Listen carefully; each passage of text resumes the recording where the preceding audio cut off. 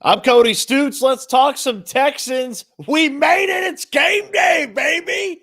It's game day. Texans, Ravens is on the way. How about a little pregame here on YouTube to get you ready for the game? This isn't going to be some buttoned up big production. Let's just hang out for a little while, get ready for the Ravens and the Texans coming your way at noon. Hit the comment section, all the different things that we're going to discuss, including who's in, who's out, inactives, injuries, things like that, keys to the game, the prediction for the game, and the win-win, loss-loss game to wrap it all up for the rest of the season. So bear with me here as I go through and watch on social media because inactives are announced 90 minutes before game time. So we'll be looking for inactives as this thing gets going, and we're just going to hang out and talk some Texans for a little while, getting you ready for the Ravens and Texans. All right, here are your inactives for the Texans. No huge surprise, no big surprise here. We saw on the injury report that Jimmy Ward was going to be down, so no Jimmy Ward for the Texans. Let me go ahead and do the old share screen here.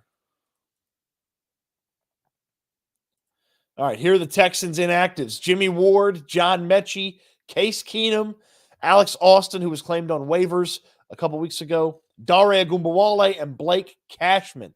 All right, nothing too crazy from the inactive standpoint. Nothing that you can't overcome. Jimmy Ward being down is huge. That one is going to be tough for the Texans, okay? Jimmy Ward being down is going to be tough, all right?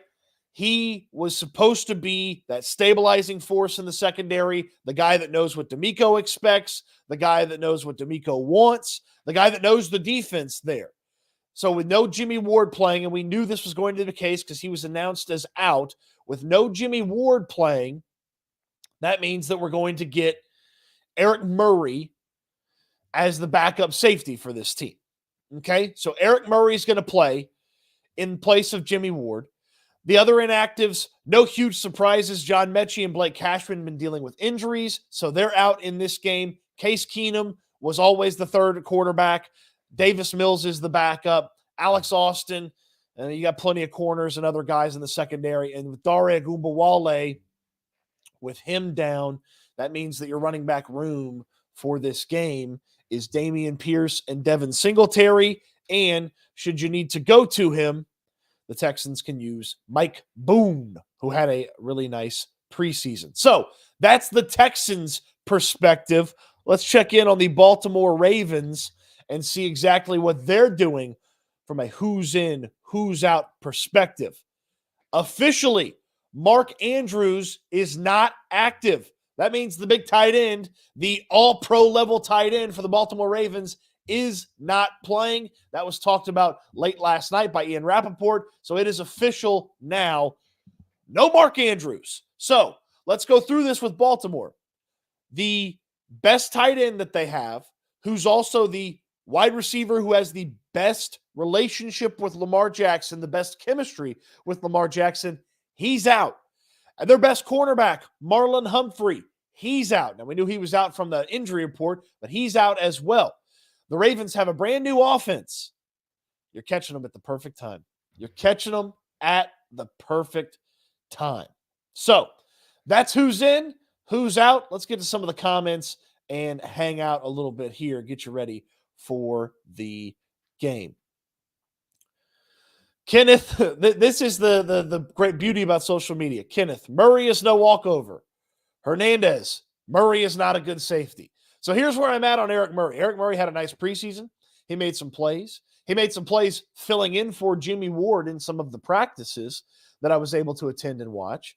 And with Murray, when Bill O'Brien and company brought him in as a highly paid starter, it didn't make any sense. He shouldn't have been highly paid and he shouldn't have been a starter. But his contract's been adjusted. He's now a backup. That's a fine player. You can survive with Eric Murray for a game. You don't want him to play a ton of games, but you can survive with Eric Murray for a game. It's not the end of the world if Eric Murray's got to play safety for you. And it just adds to the importance, and thank goodness you have Jalen Petrie. Petrie is going to be knifing in there, stopping the rushing attack for the Baltimore Ravens. He's going to be playing that center field position a couple of times, I would think. And Petrie's a guy that can help get everything organized in front of you. Just a board guy 2293 has the super chat. You want to get in on the super chat action, you go to the front of the line. We'll get to your comment, your question, your concern right away. The era of good vibes officially begins today. Cody, thanks for making Texas football community excited again. Hey, thank you. Thank you. Yeah, I'd call it the era of good vibes now. Let's see if the vibes can last through the first game. And here's the big thing about good vibes coming out of the first game, good vibes overall. This team can lose this football game, we can still feel good about the long-term future. Now, you obviously want to win. Like, I'm not sitting there saying go to Baltimore and plant a moral victory flag, okay? But the era of good vibes, by the way, if you want a sticker, you can email me, codystoots@gmail.com, and I will get you a sticker. I'll get you a bunch of stickers, actually. But the era of good vibes with DeMeco Ryans, CJ Stroud at quarterback, it's alive and well. We're having a blast talking Texans. Thank you for the kind words. It's going to be fun, and we're less than 90 minutes away from the opener of the season. I'm so freaking excited for this. All right, I threw into the chat if you want to get in from a video standpoint. Okay, if you want to get in from a video standpoint, you can jump in there on the chat. Somebody asked, what is the official offensive line? So the promotion of Michael Dieter from the practice squad to active for this game is something to pay attention to. Dieter is a guy that can play left guard. I don't know if he's there to start or if he is there to ultimately be there as an emergency option in case Josh Jones, who many people believe will start at left guard, in case Josh Jones isn't getting it done. So perhaps it's quite simply, hey, we have Michael Dieter on the practice squad. We'll promote him. If Josh Jones isn't getting it done, we know Michael Dieter can play left guard. We know he's been here from the beginning with this team in the preseason and throughout training camp. And so he knows the system. And by the way, Dieter started at left guard in the final preseason game for the Saints. He started ahead of Kenyon Green, if you remember, before Kenyon Green ultimately ended up injured. So Dieter being on this active roster for game day leads me to believe that if he's not the backup, he's going to start, but he certainly seems like he is there to help level out the overall talent of this offensive line. Yeah, Luis, very glad we elevated Dieter. Dr. Skide 72, Texans football going to shock the world today. Ooh, I love it. 713 TH Skills. Let's go Texans. You ready, Stoots? I'm ready. We're going to do the live stream. We're going to hang out for a little while. I'm going to get me some food. I'm going to put the command center together and be ready to rock, man. Be ready to rock. Who are you most ready to see? What player? Ooh, good question. Who are you guys most ready to see? Put it into the comment section. We'll get to some of those comments here in just a second. Who am I most ready to see? On defense, it's Will Anderson. Will Anderson has been as advertised and probably better throughout the course of the preseason. Now the regular season's here. You think about the right tackle situation in Baltimore. It's not the best right tackle situation in football. Will Anderson could have himself an opportunity to get after Lamar Jackson. I mean, wouldn't it be great?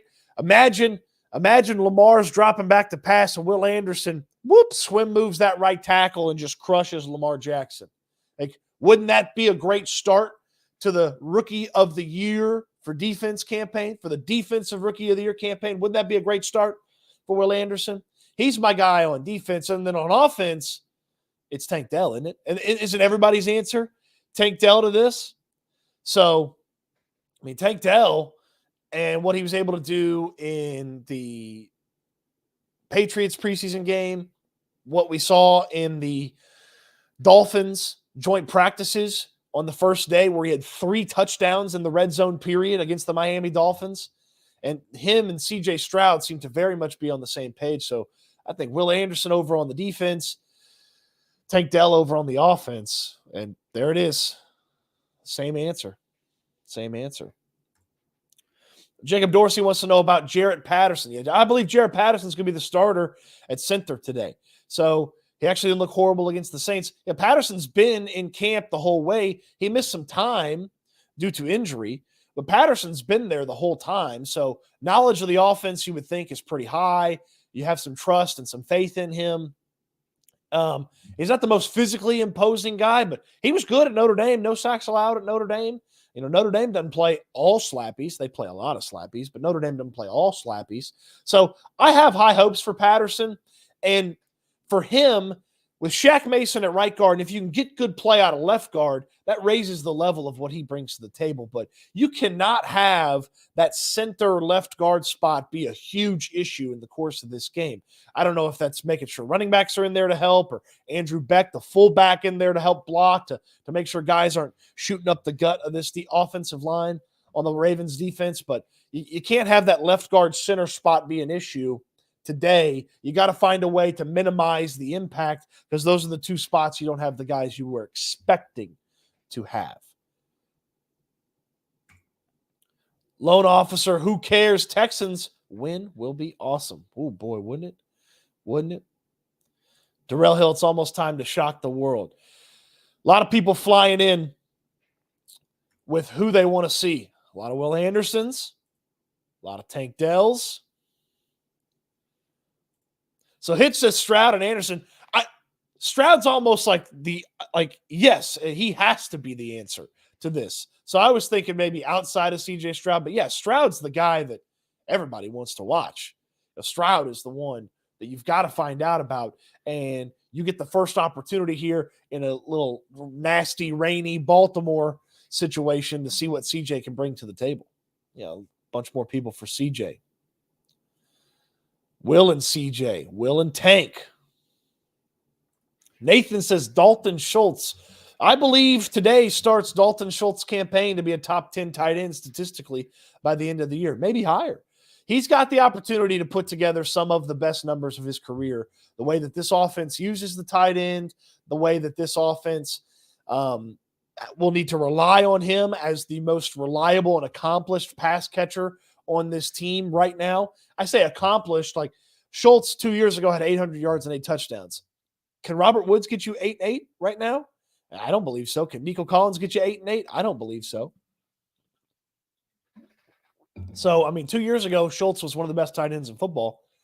And so he starts his campaign to be one of the top guys at the tight end spot today.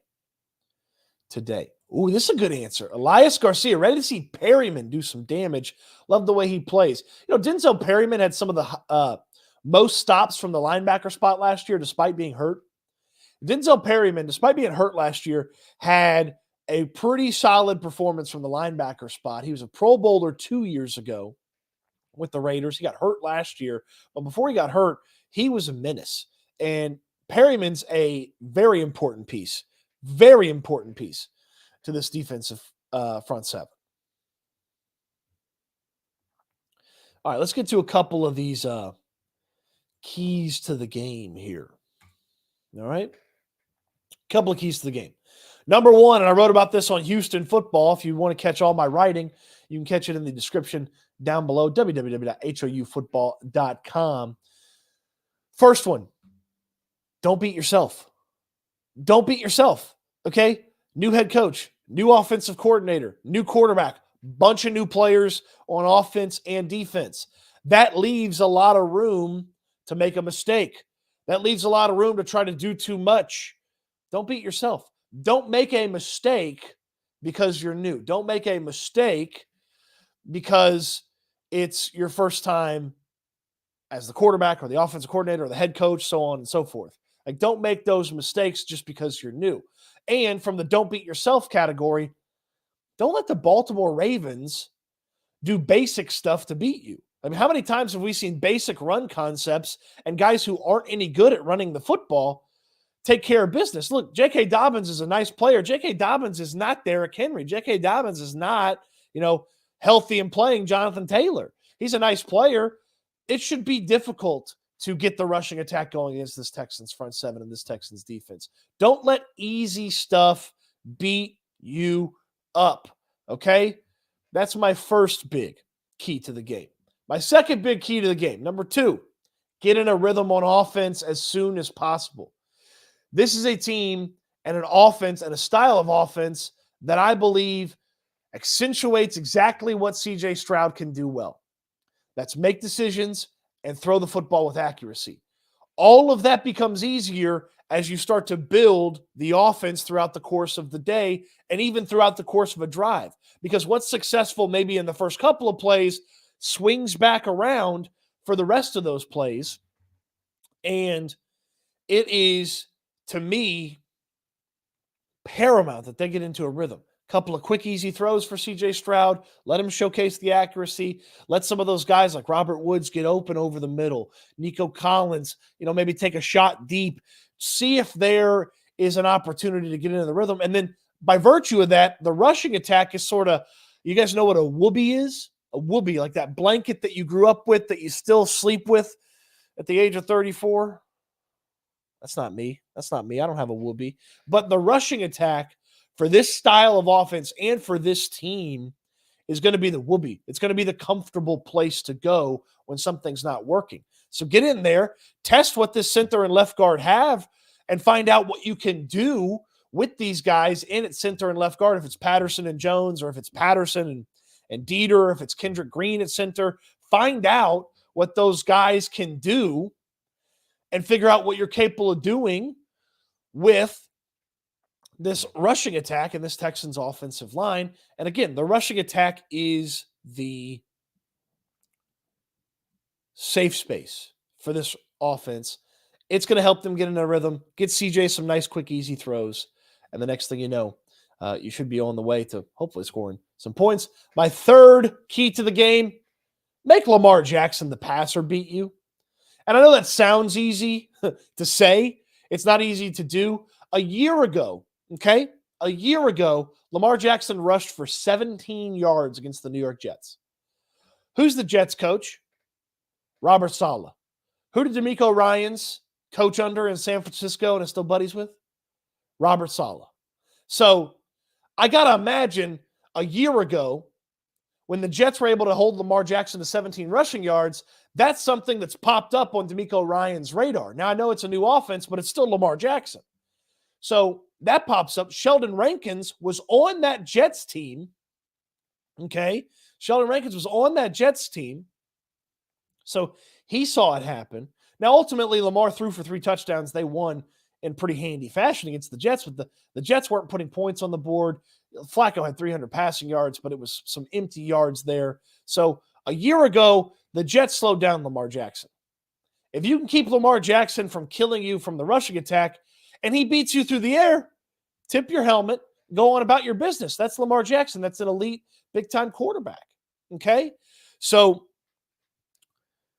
don't let Lamar's feet beat you. Make Lamar's arm beat you. And in the course of that, the guy he has the best chemistry with on the wide receiver, or from the pass catching standpoint, Mark Andrews is out. So this brand new passing attack with a brand new offense run by Todd Monken, there's no Mark Andrews. There's no comfort zone to that passing. Zay Jones is a rookie, brand new, didn't play a ton in the preseason with Lamar. Odell Beckham is new. I have no idea what Odell's got left in the tank. I don't know what Odell's got left in the tank. I don't believe there's very much there left for Odell. Okay? So, and then you think about Rashad Bateman. Bateman's been a fine player.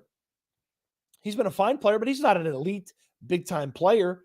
So you think about the secondary, that even with Jimmy Ward out, is still one of the strengths of this team with Derek Stingley and Steven Nelson and Jalen Petrie, Tavier Thomas in there to help in the slot and the nickel situation.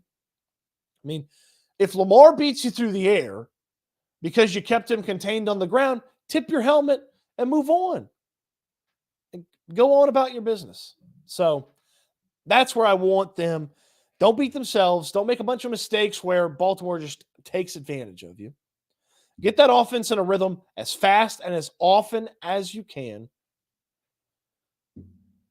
And make Lamar's arm beat you. Don't let Lamar's feet beat you. So there we are. Did somebody say Nelson Aguilar? Yeah, he's on the Ravens, but we're not worried about Nelson Aguilar. We're not worried about Nelson Aguilar. Containing Lamar is not going to be easy. They've got the backers to do it. You think about Perryman coming up the middle, the anticipation, the play recognition of Henry To'oTo'o, and then this is a Christian Harris game. This is a Christian Harris coming out party game. Christian Harris, true sideline to sideline linebacker. This is a potential game where we could see the high-end potential for Christian Harris. Okay? We could see the high-end potential for Christian Harris. It looks a little nasty out there in Baltimore, seeing some of the pictures and things like that. It looks a little nasty out there in Baltimore. And I saw Drew Doherty of the Texans say that it's raining, and he believes it's going to continue to rain. So there's that. Yeah, it looks a little dreary in Baltimore.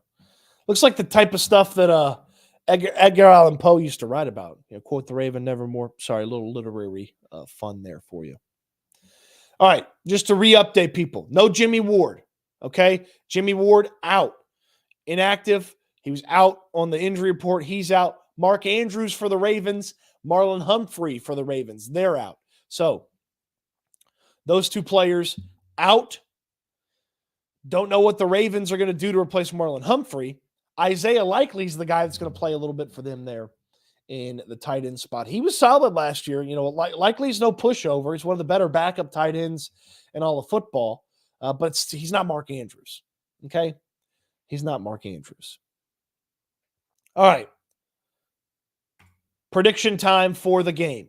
I've seen a couple people drop their predictions in.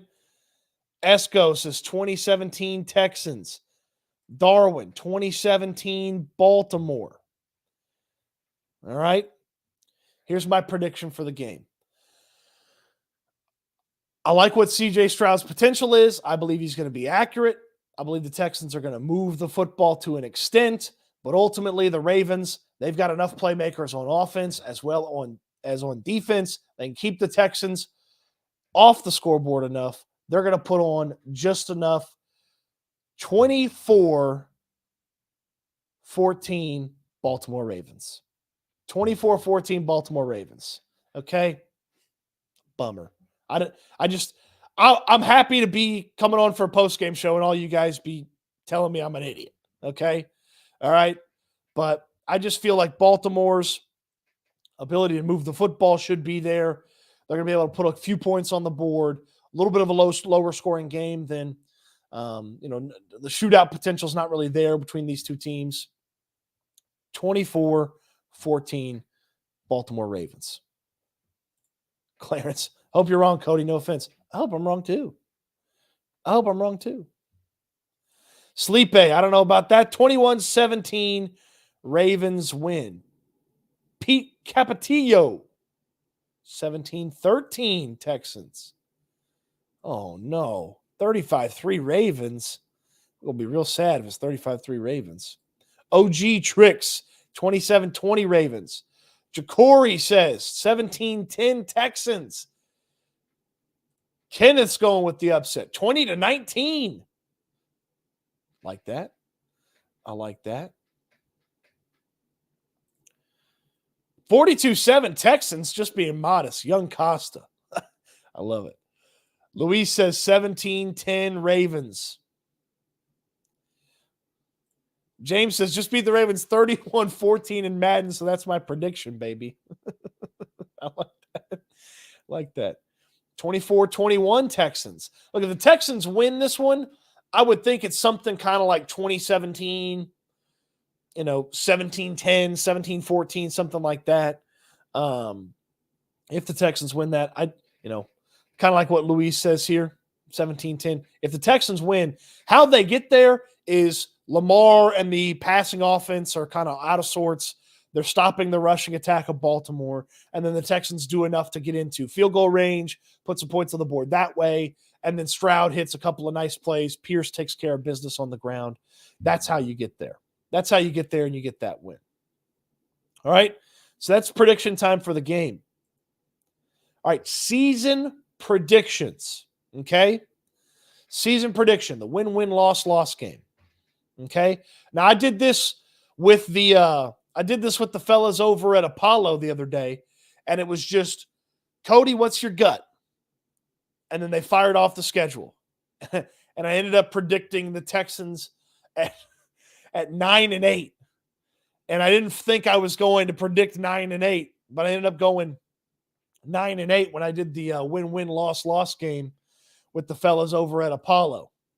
I'm going to be a bit more methodical as we go through it here. But let's go through. All right? Baltimore, I don't believe they're going to beat the Baltimore Ravens. We just talked about that. So I'm going to put that in the loss category. So 0-1. I believe they're beating the Indianapolis Colts next week. Home opener, 1-1. At Jacksonville, Jaguars are tough this year. I really like Doug Peterson. Trevor Lawrence could be taken to the next level. I'll go 1-2. Pittsburgh Steelers, that's tough. No Titus Howard for that game. TJ Watt should have a big day. I know it's JJ Day, but I think that one's a loss as well. 1-3. The Atlanta Falcons, 2-3. New Orleans coming to town. New Orleans, solid offense, old but solid defense. We're going to give that one a loss. 2-4. Okay, so 2-4 heading into the bye week. A win against the Colts, a win against the Falcons. That's not great. That's not great. Not bad, but that's not great. Okay? Coming out of the bye week. Carolina. That's a dub. They're going to go beat the Carolina Panthers. So that's 3-4. They're going to beat Tampa. That's 4-4. Cincinnati, that one's a tough one. 4-5. Arizona, 5-5. Jacksonville, call that one a loss, 5-6. Denver, 5-7. New York, 5-8. Tennessee, 6-8. Cleveland, 6-9. Tennessee, 7-9. Indianapolis, 8-9. 8-9 season for the Houston Texans. That's where I'm going. That's my official season prediction. I've been thinking 7, but I turned the corner on just that one final game, getting it to 8-9. Everybody happy with 8-9? 8-9 on the season?